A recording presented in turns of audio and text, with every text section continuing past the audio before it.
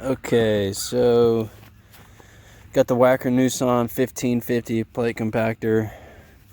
The engine runs fine. It's just not vibrating, so that's a telltale sign you got a bad belt or a broken belt. And this is the belt cover here. You got four bolts that are a number 7 Allen key. Let's see here. Number 6 rather, sorry. So you're going to want to take these bolts out, 4 of them. This thing comes up and out like that, and then you can sneak it around that little bar there. And here you got the main flywheel on the engine, and then you've got this other flywheel down here. And the belt on this thing, you take the belt off, and you're going to want to try to match a part number from the belt that you have that comes off of it. Let me get it out of my pocket real quick.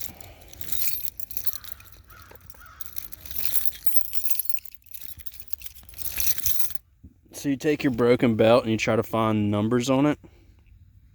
In this case, this is a Gates belt. That's pretty important when you're calling around trying to find a new one. It's a 6609 ES. And basically you call around the parts stores and ask them if they can match that belt to cross-reference it to something they have. They're going to tell you they got it or they don't. It's in a warehouse, shipping, whatever. It's not a common auto parts belt, so if you don't find it at the auto parts store, no worries. Just get those part numbers. Also ask them the width and the length of it. That's going to help you find an alternative belt.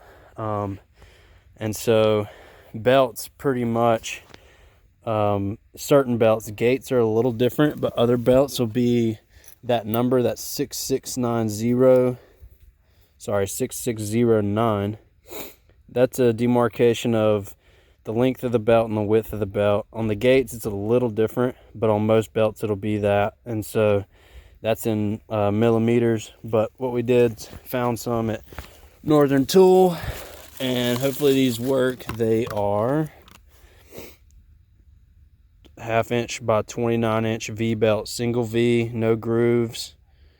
And so yeah, we'll go through on how to take this off. Basically what we're going to do is we'll take these 4 bolts off, and because this is kind of free play right now, you probably have to wrap a belt while you're unscrewing these 4 bolts, and wrap a belt around it, the new belt. Let me see if I can get this out for you. So we'll wrap this new belt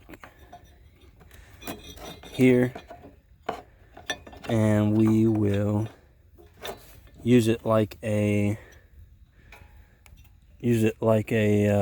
oil filter wrench to help us get those bolts off. And this is a 2-piece thing, so once these bolts are off, you just kind of knock this piece forward, and this will come apart, and then you can assemble the belt by putting it on down here, and then you'll put it on up here, and then put these 4 bolts back on. Okay, so we got this set up here. I've got a 13 out of the smaller toolbox that kind of fits on there and doesn't leave any gaps. If you use the other one, it might not fit all the way on there. So I'm gonna take these 4 bolts off, kind of squeezing this to get me some counter pressure so that I can get them off, and then I'll be back.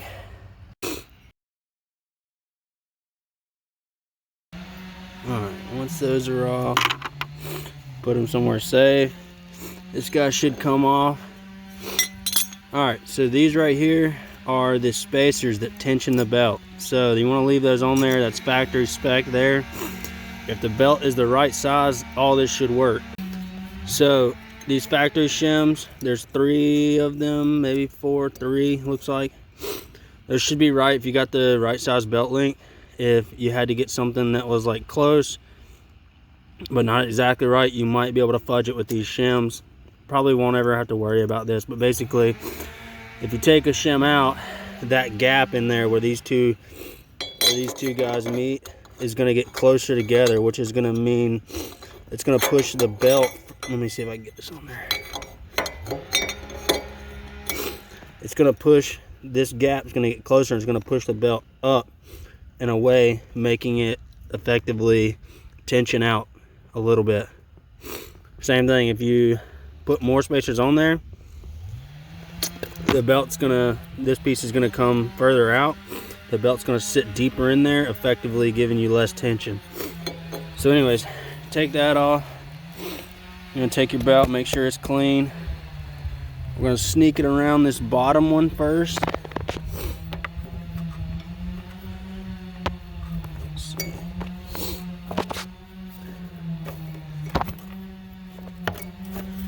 You want to make sure that's completely on there, top and bottom. And then you're just going to rest this around the bolts for now. Try to get it up on those shims if you can, but for now, just rest that around the bolts like that. The next step is to put that cover back on, and it should automatically kind of get that belt seated in there. But what you may have to do is kind of rotate it as you do it. So, let's see.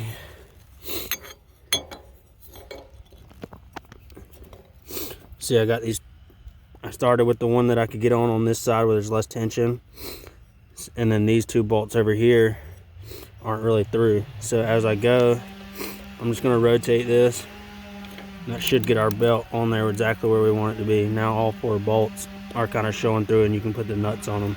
So after you get the nuts on there, hand tight, you're going to tighten in a crisscross pattern starting on the loose side. Basically, you're going to run these nuts until they bottom out up against the shims back there, and that's how you're going to get your belt tension. But you can see not all of them are the same depth, so we'll start on the least tension side, rotate the pulley, and then tighten. Every time you're going to be tightening here, but you want to cross the nuts. So we'll get this fairly tight. We'll rotate it around. If I can. To that other side. You might have to kind of hold this down in this area.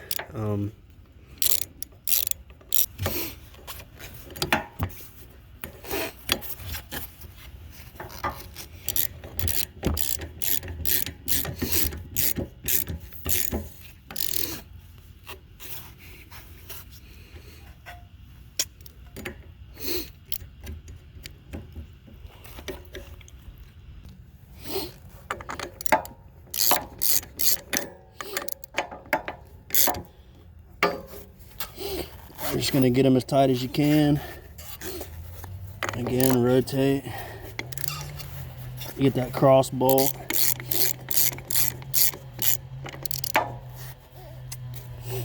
And just keep doing this until you can't tighten them anymore.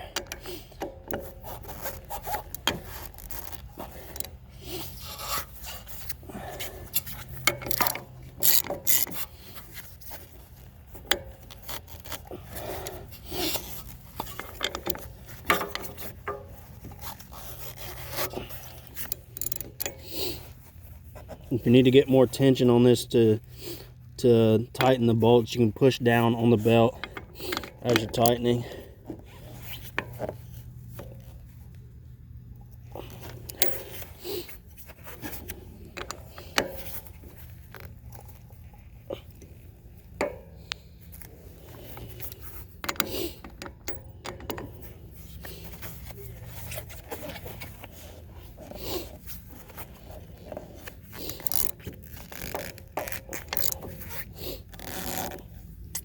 Or another trick would be to stick something like this up in there. That doesn't work so well. Just want to make sure that all the nuts are roughly the same amount of thread exposed, and then, you know, you've got it as tight as you can. You're pretty much good from there.